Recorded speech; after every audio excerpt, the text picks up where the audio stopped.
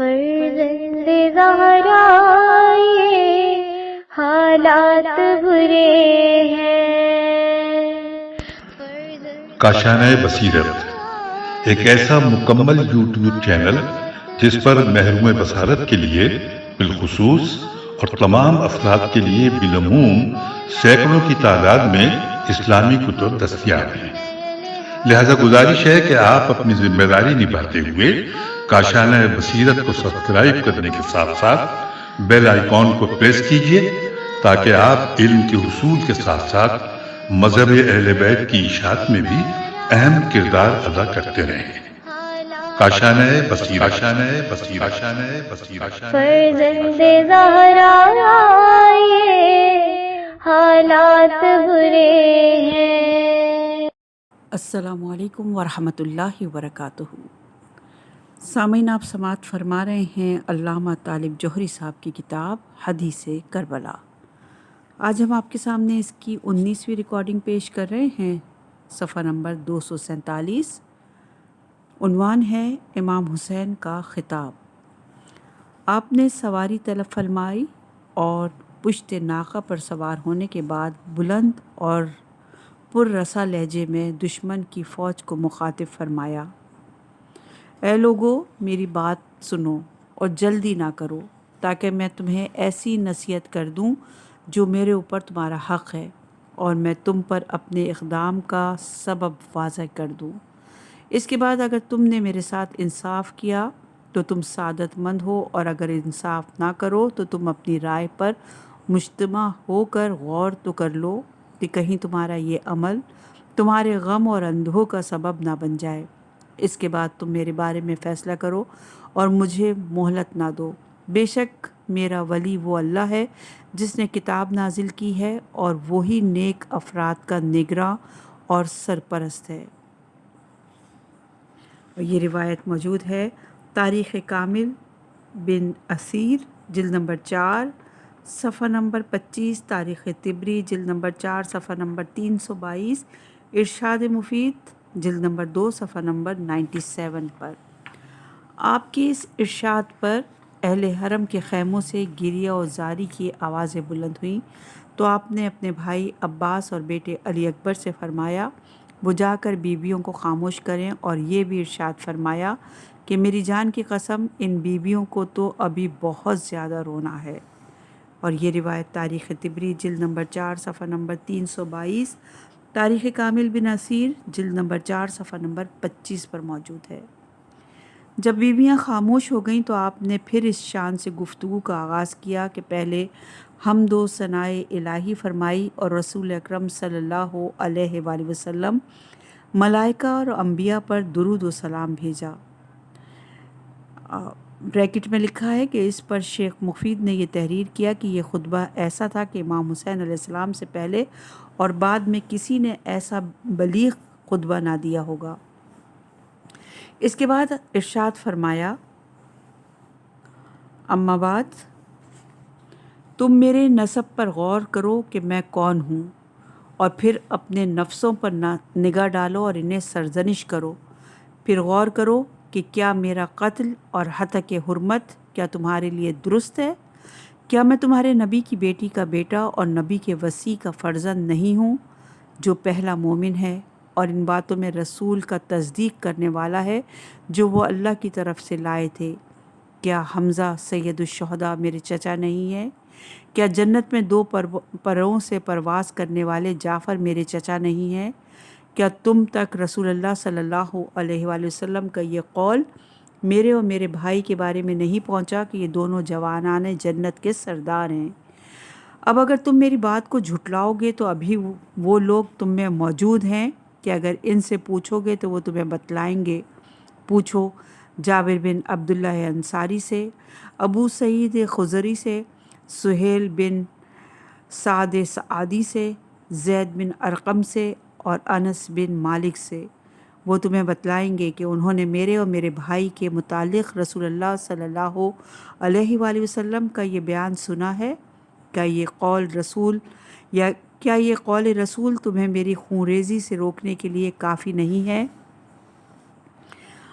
یہ روایت ہے ارشاد مفید جلد نمبر 2 صفحہ نمبر 97، تاریخ طبری جلد نمبر 4 صفحہ نمبر 322، تاریخ کامل بن اثیر جلد نمبر 4 صفحہ نمبر 25 پر امام حسین علیہ السلام کا یہ خطبہ اتنا پر تاثیر تھا کہ دشمن کو اپنی فوجوں میں انتشار کا خطرہ محسوس ہوا ہوگا، لہٰذا فوج کے سرداروں نے شور مچا کر اس خطبے میں خلل ڈال دیا ہوگا، اس لیے کہ اس موقع پر شمر نے ایک جملہ کہا کہ جس کا مطلب یہ تھا کہ ایک حرف لالچ اور خود غرضی کا عبادت گزار قرار پاؤں اگر میں یہ سمجھ لوں کہ حسین کیا کہہ رہے ہیں۔ اس کے جواب میں حبیب ابن مظاہر نے اسے مخاطب کر کے کہا، باخدا میں تجھے 70 حرفوں یعنی بے شمار لالچوں کا عبادت گزار پا رہا ہوں، اور میں گواہی دیتا ہوں کہ تو اپنی اس بات میں سچا ہے کہ امام کی بات تیری سمجھ میں نہیں آ رہی ہے، اللہ نے تیرے دل پر مہر لگا دی ہے۔ اس گفتگو کے بعد امام حسین علیہ السلام نے پھر اپنا بیان شروع فرمایا کہ اور اگر تمہیں میری بات میں شک ہے تو کیا اس میں بھی شک ہے کہ میں تمہارے نبی کا بیٹا ہوں؟ بخدا مشرق و مغرب کے درمیان کسی نبی کی بیٹی کا بیٹا سوائے میرے کوئی اور نہیں، نہ تم میں نہ تمہارے غیروں میں۔ تم پر وائے ہو کیا میں نے تمہارے کسی شخص کو قتل کر دیا ہے جس کا بدلہ مجھ سے چاہتے ہو، یا میں نے کسی کا مال لے لیا ہے، یا میں نے کسی کو جراحت لگائی ہے جس کا قصاص لینا چاہتے ہو؟ امام حسین علیہ السلام کے ان سوالات پر پورا مجمع سناٹے میں آ گیا اور کوئی کچھ نہ بولا۔ اس وقت آپ نے آواز دی، اے شبس بن ربعی، اے حجار بن اجبر، اے قیس بن اشس اور اے یزید بن حارث، کیا تم لوگوں نے مجھے یہ نہیں لکھا تھا کہ میوے پک چکے ہیں اور باغات شاداب ہیں اور آپ مدد پر آمادہ ہیں؟ ایک لشکر کی طرف آئیں گے۔ اس پر قیس بن اشس نے کہا، ہمیں نہیں معلوم کہ آپ کیا کہہ رہے ہیں، لیکن اگر آپ اپنے امزادوں کی بات مان لیں تو وہ آپ کے ساتھ وہی سلوک کریں گے جو آپ چاہتے ہیں۔ اس کے جواب میں امام حسین علیہ السلام نے ارشاد فرمایا، خدا کی قسم میں پست افراد کی مانند نہ اپنا ہاتھ تمہارے ہاتھوں میں دوں گا اور نہ غلاموں کی طرف فرار کروں گا۔ پھر آپ نے بآواز بلند فرمایا، اے بندگان خدا، میں تمہاری سنگباری سے اس کی پناہ مانگتا ہوں جو میرا اور تمہارا رب ہے، اور میں اپنے اور تمہارے رب کی پناہ چاہتا ہوں ہر اس متکبر سے جو روز قیامت پر ایمان نہیں رکھتا۔ یہ فرما کر آپ ناقے سے اتر آئے اور اخبا بن سمان کو حکم دیا کہ اسے باندھ دو۔ یہ روایت ارشاد مفید جلد نمبر 2 صفحہ نمبر 97، ناسخ التواریخ جلد نمبر 2 صفحہ نمبر 234 پر موجود ہے۔ طبری نے اس روایت کو مختلف طریقوں سے اور تقدیم و تاخیر کے کچھ فرق کے ساتھ تحریر کیا ہے۔ اس کا بیان ہے کہ جب امام حسین علیہ السلام نے فوج یزید کے بعض سرداروں سے کہا کہ کیا تم نے یہ خط نہیں لکھا تھا کہ میوے پک چکے ہیں وغیرہ، تو انہوں نے جواب میں کہا کہ ہم نے نہیں لکھا تھا۔ اس پر آپ نے فرمایا، سبحان اللہ، کیسی بات کر رہے ہو، اللہ گواہ ہے کہ تم نے ایسا کیا تھا۔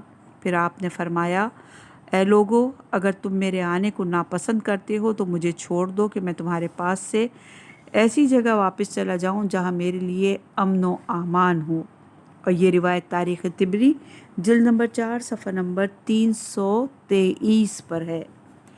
امام حسین علیہ السلام نے یزید کے پاس جانے اور بیعت کرنے کا کوئی تذکرہ نہیں فرمایا، حالانکہ اس شرط کو پیش کرنے کا سب سے بہتر موقع یہی تھا۔ یہ دلیل ہے کہ بیعت والی آیت کذب افتراء کے علاوہ کچھ نہیں۔ طبری لکھتا ہے کہ اس پر قیس بن اشس نے کہا کہ آپ اپنے امزادوں کی بات کیوں نہیں مان لیتے، وہ آپ کے ساتھ وہی کریں گے جو آپ چاہتے ہیں اور ان سے آپ کو کوئی نقصان نہیں پہنچے گا۔ امام حسین علیہ السلام نے جواب میں ارشاد فرمایا، تم اپنے بھائی محمد بن اشس ہی کے تو بھائی ہو جس نے مسلم کو امان دی تھی، لیکن ابن زیاد کے دربار میں ان کو بچانے کے لیے کچھ نہیں کیا۔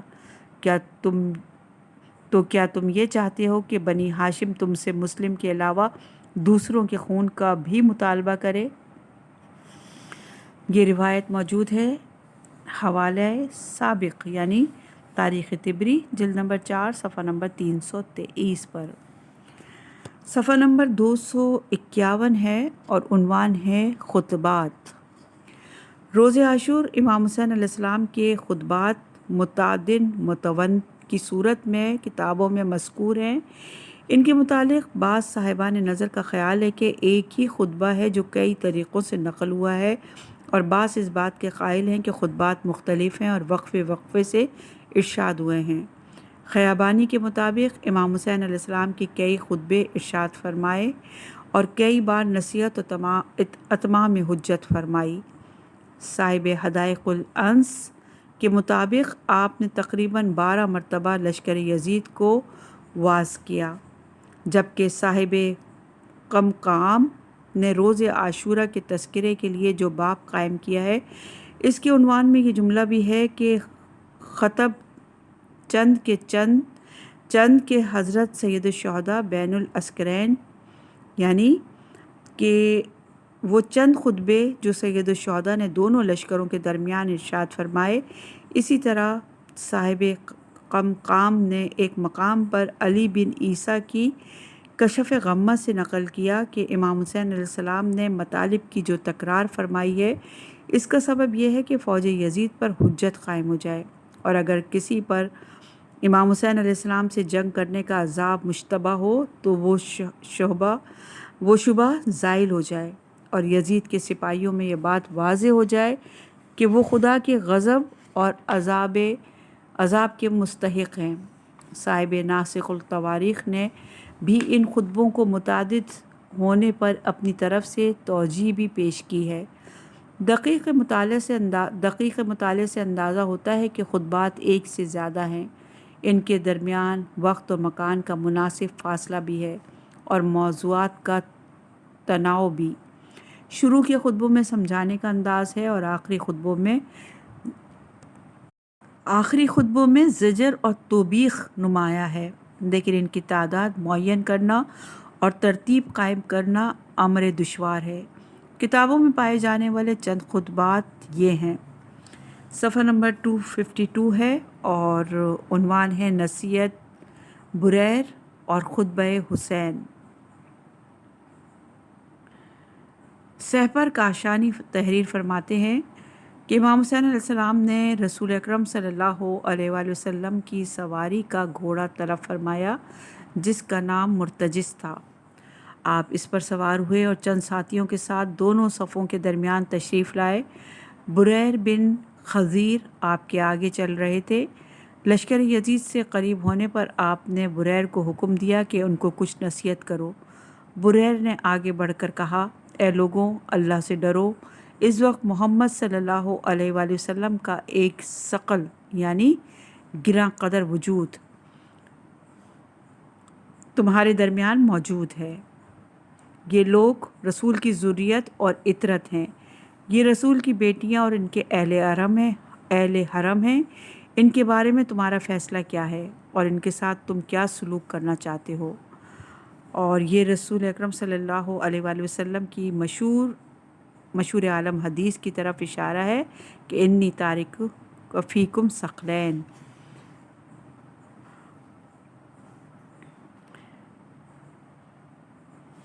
فوج نے جواب دیا کہ ہمارا مطالبہ صرف یہ ہے کہ حسین ہمارے امیر ابن زیاد کی اطاعت قبول کر لیں۔ اس کے جواب میں بریر نے کہا، کیا تم لوگ اس بات کو قبول نہیں کرتے کہ یہ لوگ جس جگہ سے آئے ہیں ادھر ہی واپس چلے جائیں؟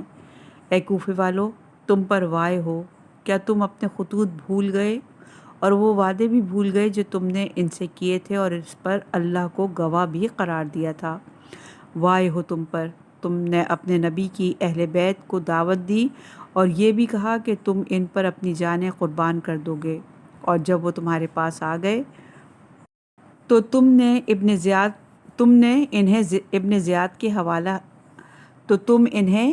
زیاد کے حوالے کرنا چاہتے ہو، اور تم نے ان پر فرات کا پانی بند کر رکھا ہے۔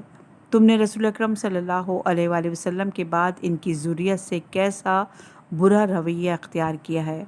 اللہ تمہیں قیامت کے دن سیراب نہ کرے۔ तुम बदतरीन कौम हो। फौज यजीद के कुछ लोगों ने जवाब में कहा कि हमें नहीं मालूम कि तुम क्या कह रहे हो। इस पर बुरैर ने कहा, हमद है उस खुदा की जिसने तुम्हारे बारे में मेरी बसीरत में इजाफ़ा फरमाया। परवरदिगारा, मैं इन लोगों की करतूत से तेरी बारगाह में बरात करता हूँ। परवरदिगारा, तू इन पर और इनकी मुसीबतों को नाजिल फरमा, यहाँ तक कि ये तेरी बारगाह में हाजिर हों और तू इन पर गज़बनाक हो। इसके जवाब में लश्कर ने बुरैर पर तीर अंदाज़ी की और वापस आ गए। और ये रिवायत है नासिखुल तवारीख़ जिल्द नंबर 2 सफ़ा नंबर 235 पर। सफ़ा नंबर 253 है और उन्वान है मनाशदा। इसके मायने कसम दिलाकर किसी बात की तरफ मुतवज्जे करना है। इमाम हुसैन अलैहिस्सलाम घोड़ा बढ़ाकर फ़ौज के सामने आए और आपने बुलंद आवाज़ में इरशाद फरमाया, मैं तुम्हें खुदा की कसम देता हूँ, बतलाओ कि क्या मुझे पहचानते हो। उन्होंने कहा, हाँ, आप रसूल अकरम सल्लल्लाहु अलैहि वसल्लम के बेटे और नवासे हैं। इसी तरह आपने हर सवाल में इन्हें कसम दी और उन्होंने इसका जवाब इस्बात में दिया। आपने पूछा कि जानते हो मेरी वालदा फ़ातिमा बिनते मोहम्मद है। उन्होंने कहा, हाँ। आपने पूछा कि जानते हो मेरे वालिद अली इब्न अबी तालिब हैं। उन्होंने कहा, हाँ। उन्होंने पूछा कि आपने कहा कि जानते हो कि मेरी जद्दा खतीजा बिनते खवैलिद हैं जो इस उम्मत की पहली इस्लाम लाने वाली खातून हैं। उन्होंने कहा, हाँ। आपने पूछा, क्या जानते हो कि हमज़ा सैयदुश्शुहदा मेरे वालिद के चचा थे। उन्होंने कहा, हाँ। आपने पूछा कि क्या ये भी जानते हो कि अली सबसे पहले इस्लाम लाने वाले और इल्म और हिल्म में सबसे अफजल और हर मोमिन और मोमना के वली हैं। उन्होंने कहा, हाँ। आपने फरमाया, तो तुम मेरे खून को हलाल क्यों समझ रहे हो, हालांकि मेरे वालिद क़यामत के दिन गुनाहगारों को हौज़े कौसर से इस तरह हटाएंगे जैसे ऊँटों को हकाया जाता है, और इस दिन लवाए हम्द मेरे बाप ही के हाथ में होगा। उन्होंने जवाब में कहा कि हम ये सब कुछ जानते हैं, लेकिन हम तुम्हें नहीं छोड़ेंगे यहाँ तक कि तुम प्यासे ही मौत का मज़ा चखो। ये रिवायत नासिखुल तवारीख़ जिल्द नंबर 2 सफ़ा नंबर 237 पर मौजूद है। इमाम हुसैन अलैहिस्सलाम ने ये जवाब सुनकर अपनी रेश मतहर को हाथ में लेकर इरशाद फरमाया, अल्लाह यहूदियों पर सख्त गज़बनाक हुआ जब उन्होंने अल्लाह को छोड़कर आग की परस्तिश शुरू की, और अल्लाह इस कौम से सख्त गज़बनाक हुआ जिसने अपने नबी के बेटे को कत्ल कर दिया, और शदीद है अल्लाह का गज़ब इस ग्रोह पर जो अपने नबी के बेटे को कत्ल करना चाहते हैं। और अल्लाह गवाह है कि ये लोग जो मुझसे चाहते हैं और मैं हरगिज़ नहीं करूँगा, यहाँ तक कि मैं अपने खून से ख़िज़ाब शुदा अल्लाह की बारगाह में पेश हो जाऊँ। फिर आपने लोगों से पूछा कि ये तो बताओ, तुम मेरे खून को क्यों हलाल और मुबाह समझ रहे हो। उन्होंने जवाब दिया कि हम तुमसे बुग़्ज़ और कीना रखते हैं। ये रिवायत भी नासिखुल तवारीख़ जिल्द नंबर 2 सफ़ा नंबर 238 पर मौजूद है। सफ़ा नंबर है 255 और उन्वान है नसीहत ज़ुहैर और खुतबे हुसैन। ज़ुहैर क़ैन ने लश्कर यजीद के सामने आकर इन्हें आवाज़ बुलंद मुखातिब किया, ए लोगों, मुसलमानों का मुसलमानों पर यह हक़ है कि वो नसीहत करे। हम और तुम एक ही दीन पर हैं। अल्लाह ने तुम्हारे नबी की ज़ुर्रियत के ज़रिए हमारा इम्तिहान लिया है ताकि वो देखे कि हम और तुम इसके साथ क्या करते हैं। मैं तुम्हें दावत देता हूँ कि औलाद रसूल की नुसरत करो और सरकशों को छोड़ दो। फ़ौजियों ने जवाब में कहा कि हम हुसैन और तुम सब को कत्ल करेंगे या असीर करके कूफे ले जाएंगे। ज़ुहैर ने जवाब में कहा कि ए बंदगान खुदा, सुमैया के बेटे से ज़्यादा हुसैन नुसरत और मदद के सज़ावार हैं। अगर तुम इनकी नुसरत के लिए तैयार नहीं हो तो कत्ल ही से बाज आ जाओ। ज़ुहैर की ये बातें सुनकर शिम्र ने ज़ुहैर की तरफ एक तीर फेंका और कहा कि तुम अपनी बातें बंद करो। ज़ुहैर ने जवाब में कहा कि ए शिम्र, तू जानवर है, कल क़यामत के दिन तेरी जगह जहन्नुम होगी। शिम्र ने कहा कि मैं तुम्हें और हुसैन को कत्ल कर दूंगा। ज़ुहैर ने कहा, تو مجھے قتل سے ڈراتا ہے، میں حسین کے ساتھ قتل ہونے کو تمہارے ساتھ زندگی گزارنے سے بہتر سمجھتا ہوں۔ اے گروہ مہاجرین اور انصار، اس سگے ملعون اور اس جیسوں سے دھوکے میں نہ آنا، اسے رسول کی شفاعت نصیب نہیں ہوگی۔ وہ لوگ جو ذریت رسول اور ان کے حامیوں کے قاتل ہوں، وہ ہمیشہ ہمیشہ جہنم میں رہیں گے۔ اس وقت ایک شخص زہیرقین کے پاس آیا اور امام حسین علیہ السلام کا یہ جملہ انہیں پہنچایا کہ میری جان کی قسم، تم نے نصیحت اور وعظ کا حق ادا کر دیا اور بہت اچھی باتیں کی۔ بعض روایت کے مطابق اس کے بعد بریر نے فوج یزید سے گفتگو کی، جسے ہم آپ کی گوش گزار کر چکے ہیں۔ اس کے بعد امام حسین علیہ السلام فوجوں کے سامنے آئے اور خطاب فرمایا، اے لوگو، یہ جان لو کہ یہ دنیا فنا اور زوال کی جگہ ہے، جو اپنے لوگوں کو ایک حال سے دوسرے حال کی طرف لے جاتی ہے۔ اے لوگو، تم نے اسلام کے قوانین پہچان لیے اور قرآن کی تلاوت کی، اور تم نے یہ جان لیا کہ محمد اللہ کے رسول ہیں، اور اس کے باوجود تم ظلم اور عداوت سے رسول کے بیٹے کے قتل پر آمادہ ہو۔ اے لوگو، کیا تم نہیں دیکھ رہے ہو کہ فرات کا پانی شکم مار کی طرح چمک رہا ہے؟ یہود اور نصارہ اور کلب اور خنزیر اس سے سیراب ہو رہے ہیں، اور اولاد رسول پیاس سے مر رہی ہے۔ سپاہیوں نے اس کے جواب میں کہا کہ بات نہ کرو، تمہیں اور تمہارے ساتھیوں کو پانی نہیں ملے گا۔ اس وقت آپ نے اپنے ساتھیوں کی طرف رخ کر کے فرمایا، اے لوگوں، آپ نے فرمایا کہ ان لوگوں پر شیطان غالب آ گیا ہے، ان سے خدا کے ذکر کو بھلا دیا ہے۔ یہ لوگ شیطان کا گروہ ہیں، یاد رکھو کہ یہ شیطان کے گروہ والے خسارہ اٹھانے والے لوگ ہیں۔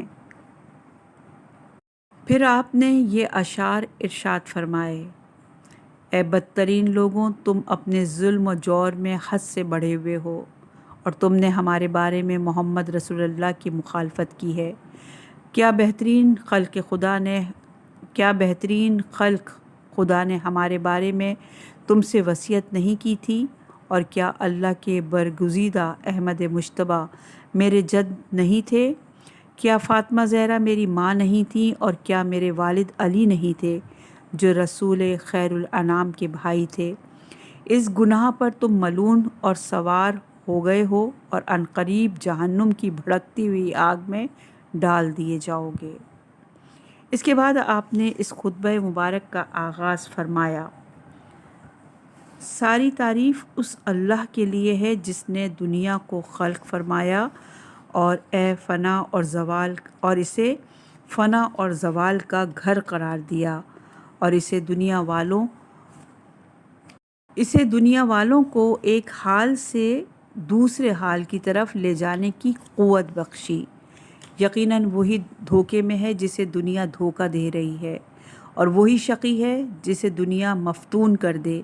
بس تم لوگ اس دنیا کے دھوکے میں نہ ہو، اس لیے کہ یہ وہ ہے جو اس پر بھروسہ کرے اس کی امیدوں کو توڑ دیتی ہے، اور جو اس کا لالچ کرے اسے ناکام کر دیتی ہے۔ اور میں دیکھ رہا ہوں کہ تم ایک ایسے کام پر اکٹھا ہوئے ہو جس نے اللہ کو تم پر غضبناک کر دیا ہے، اور اس نے تم سے اپنے منہ کو پھیر لیا ہے، اور اس نے تم پر اپنی ناراضگی کا عذاب ڈال دیا ہے، اور تمہیں اپنی رحمتوں سے دور کر دیا ہے۔ بس کتنا اچھا رب ہے ہمارا رب، اور کتنے برے بندے ہو تم لوگ۔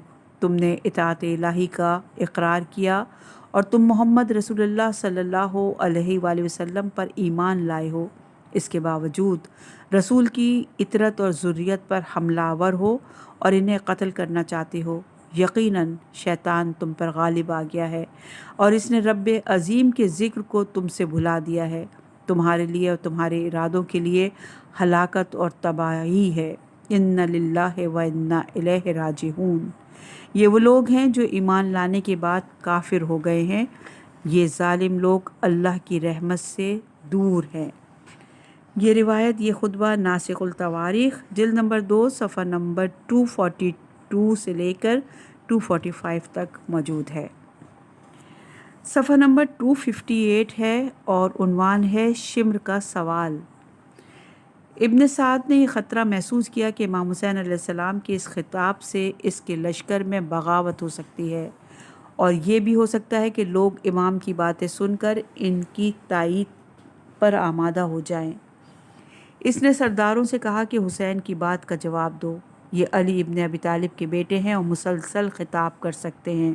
اس پر شمر نے آگے بڑھ کر کہا، اے حسین، آپ کیا کہہ رہے ہیں؟ ذرا ہمیں بھی تو معلوم ہو۔ اس پر آپ نے ارشاد فرمایا، میں یہ کہہ رہا ہوں کہ اللہ کا تقوی اختیار کرو جو تمہارا رب ہے، اور مجھے قتل نہ کرو اس لیے کہ میرا قتل اور میری ہتک حرمت تمہارے لیے حلال نہیں ہے۔ میں تو تمہاری نبی کی بیٹی کا بیٹا ہوں، میری جدہ ختیجہ ہیں جو تمہارے نبی کی زوجہ ہیں۔ یقیناً تمہارے نبی کا یہ قول تم تک پہنچا ہوگا کہ حسن و حسین جنت کے جوانوں کے سردار ہیں۔ یہ روایت بھی ناسخ التواریخ جلد نمبر 2 صفحہ نمبر 246 پر موجود ہے۔ صفحہ نمبر ہے 259 اور عنوان ہے خطبہ۔ ابن سعد کے حکم پر فوجوں نے دائرے کی صورت میں امام حسین علیہ السلام کو محاصرے میں لے لیا۔ سپاہیوں اور گھوڑوں کا اتنا شور تھا کہ کان پڑی آواز سنائی نہ دیتی تھی۔ امام حسین علیہ السلام اپنے گھوڑے کو بڑھا کر کچھ آگے آئے اور ارشاد فرمایا کہ میری بات تو سنو کہ میں کیا کہہ رہا ہوں، لیکن کسی نے اس آواز پر کان نہ دھرا۔ اس پر آپ نے ارشاد فرمایا، وائے ہو تم پر، یہ تمہیں کیا ہو گیا ہے کہ میری بات سننے پر آمادہ نہیں ہو، حالانکہ میں تمہیں سچے راستے کی طرف دعوت دے رہا ہوں۔ پس جو شخص میری اطاعت کرے وہ راہ حق پر ہے، اور جو میری نافرمانی کرے وہ ہلاک ہونے والوں میں سے ہے۔ تم سب میرے نافرمان ہو اور میری بات سننے پر آمادہ نہیں ہو، اس لیے تمہارے شکم حرام سے پر ہیں اور تمہارے دلوں پر مہر لگی ہوئی ہے۔ تم میری بات پر کان کیوں نہیں دھرتے اور سنتے کیوں نہیں ہو؟ اس کلام کے بعد فوجیوں نے ایک دوسرے کو سرزنش کی اور کہا، بات تو سنو کہ حسین کیا کہہ رہے ہیں۔ جب لوگ سننے پر آمادہ ہو گئے تو آپ نے ارشاد فرمایا، اے لوگوں، تم پر ہلاکت اور پھٹکار ہو۔ تم نے حیرانی اور سرگزشتگی کے عالم میں ہمیں پکارا تو ہم نے اپنی پوری ذمہ داری اور طاقت کے ساتھ تمہاری پکار کا جواب دیا، لیکن تم نے ہماری گردنوں پر تلواریں رکھ دیں اور ہمارے خلاف فتنوں کی آگ بھڑکا دی، جسے تمہارے اور ہمارے مشترک دشمن نے فراہم کیا تھا۔ پس تم اپنے ہی دوستوں کے خلاف جمع ہو گئے اور ان کے مخالف ہو کر اپنے دشمنوں کی مدد کرنے لگے، حالانکہ انہوں نے تمہارے ساتھ عادلانہ سلوک نہیں کیا اور نہ ان سے تمہاری امیدیں پوری ہوئیں، سوائے اس حرام دنیا کے اور کم ترین دنیاوی لذتوں کے جو انہوں نے تمہیں دے دیں، حالانکہ ہم نے تمہارے خلاف کچھ نہیں کیا تھا اور نہ کسی رائے کا اظہار کیا تھا۔ پس تم پر پھٹکاریں کیوں نہ پڑیں کہ تم نے ہم سے کراہت کی اور ہمیں چھوڑ دیا اور ہمارے خلاف فوجیں آمادہ کیں، حالانکہ ابھی تلواریں نہیں کھینچی تھیں اور دل مطمئن تھے اور رائے مضبوط تھی، لیکن تم نے فتنہ و جنگ کی طرف جانے میں ایسی تیزی دکھلائی جیسے پروانوں کی پرواز ہو، اور تم اس صورت سے حملہ ور ہوئے جیسے ٹڈیوں کا حملہ ہو۔ تم لوگ کتنے برے لوگ ہو، تم اس امت کے سرکش افراد ہو، تم یکجہتی کو پرگاندہ کرنے والے ہو، تم قرآن کے منکر ہو، تم شیطان کے پیروکار ہو، تم گناہ گاروں کی جمعیت ہو، تم قرآن میں تحریف کرنے اور سنت رسول کے مٹانے والے ہو، تم اولاد انبیاء کے قاتل اور ذریت اوصیاء کے ہلاک کرنے والے ہو، تم بد نسلوں کو نسب میں شامل کرنے والے لوگ ہو اور دینداروں کو اذیت دینے والے ہو، تم ان مذاق اڑانے والوں کے مددگار ہو جنہوں نے قرآن کو پارا پارا کر دیا۔ تم لوگ ابو سفیان اور اس کے پیروکاروں پر اعتماد کرتے ہو اور ہماری نصرت سے گریزاں ہو۔ ہاں، خدا گواہ ہے کہ ساتھ چھوڑنا تمہارے نزدیک اچھی بات ہے اور یہ صفت تمہاری رگوں میں دوڑ رہی ہے، اور یہ صفت تمہارے اصول اور فروع کو میراث میں ملی ہے، اور تمہارے دل اسی پر قائم ہیں اور تمہارے سینے اس سے بھرے ہوئے ہیں۔ تم خبیث ترین چیز ہو ناصب کے لیے اور کم ترین لقمہ ہو غاصب کے لیے۔ آگاہ ہو جاؤ کہ ان عہد توڑنے والوں پر اللہ کی لعنت ہے جو مضبوط عہد باندھنے کے بعد توڑ دیتے ہیں۔ میں نے اللہ کو تم پر نگران قرار دے دیا ہے، اللہ گواہ ہے، تم وہی لوگ ہو۔ آگاہ ہو جاؤ کہ بد نسل شخص کے بد نسل بیٹے نے دو باتوں میں سے ایک پر ہمیں محصور کر دیا ہے کہ یا تو ہم جنگ کریں یا ذلت کی بیعت کریں، اور میں اس پستی اور ذلت کو ہرگز قبول نہیں کروں گا۔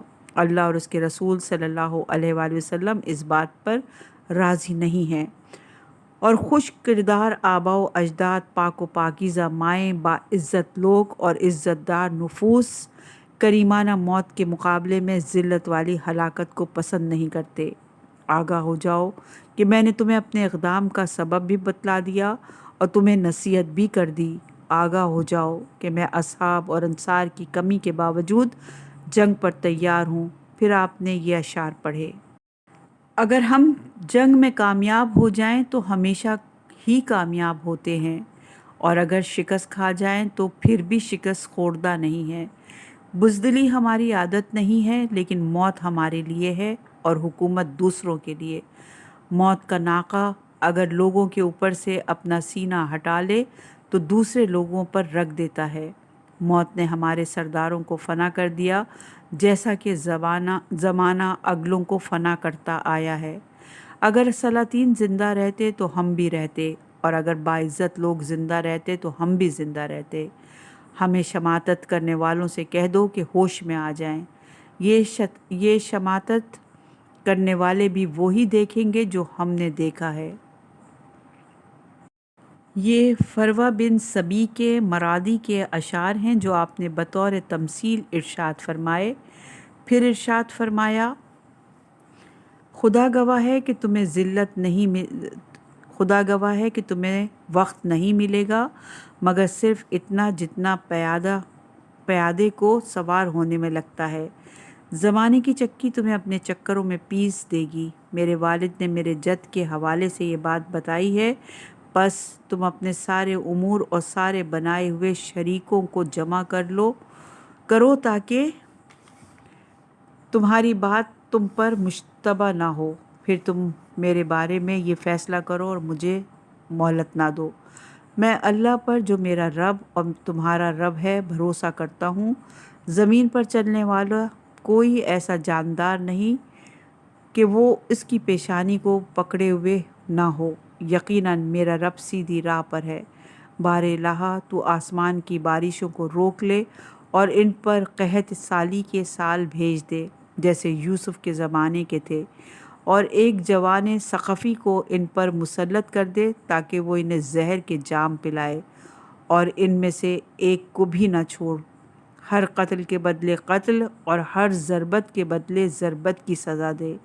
یہ انتقام میرے اور دوستوں اور پیروکاروں اور اہل بیت کی طرف سے لے اس لیے کہ ان لوگوں نے ہمیں دھوکہ دیا، ہماری تکذیب کی اور ہمیں اکیلا چھوڑ دیا، اور یقیناً تو ہمارا رب ہے۔ ہم تجھ پر ہی بھروسہ کرتے ہیں اور تجھی سے رجوع کرتے ہیں، اور ہماری بازگشت تیری ہی طرف ہے۔ اس خطبے میں سورہ یونس کی آیت نمبر 72 اور سورہ ہود کی آیت نمبر 56 کا حوالہ بھی دیا آپ نے، اور یہ خطبہ موجود ہے ناسخ التواریخ جلد نمبر 2 صفحہ نمبر 247، بہار الانوار کی جلد نمبر 45 صفحہ نمبر 8 پر۔ صفحہ نمبر ہے 263، عنوان ہے پسر سعد سے گفتگو۔ امام حسین علیہ السلام نے خطبے کے بعد سوال کیا کہ عمر بن سعد کہاں ہے؟ اسے بلاؤ۔ پسر سعد نہ چاہتے ہوئے بھی مجبوراً امام کے سامنے آیا۔ آپ نے اس سے پوچھا کہ کیا تم مجھے قتل کر دو گے؟ تمہیں یہ خوش فہمی ہے کہ وہ بد نسب باپ کا بد نسب بیٹا رے اور گرگان کی حکومت تمہارے حوالے کر دے گا؟ خدا گواہ ہے کہ ایسا نہیں ہوگا، اور یہ ایک پرانا عہد ہے۔ اب تم جو جی چاہے کرو، لیکن میرے بعد نہ دنیا میں شاد و آباد رہو گے نہ آخرت میں۔ گویا میں یہ دیکھ رہا ہوں کہ تمہارا سر کوفے میں نیزے پر نصب کیا جائے گا اور لڑکے اس پر سنگ زنی کریں گے اور اسے اپنا ہدف بنائیں گے۔ ابن سعد یہ سن کر آگ بگولا ہو گیا اور اس نے مڑ کر فوج سے کہا، کس بات کا انتظار کر رہے ہو؟ سب مل کر حملہ کرو کہ یہ لوگ ایک لقمے سے زیادہ نہیں ہیں۔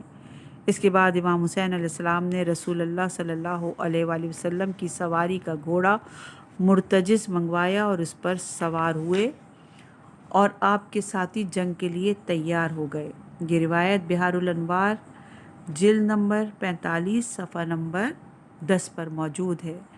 بیان ابھی جاری ہے، انشاءاللہ کہ اگلی ریکارڈنگ میں آگے بڑھیں گے۔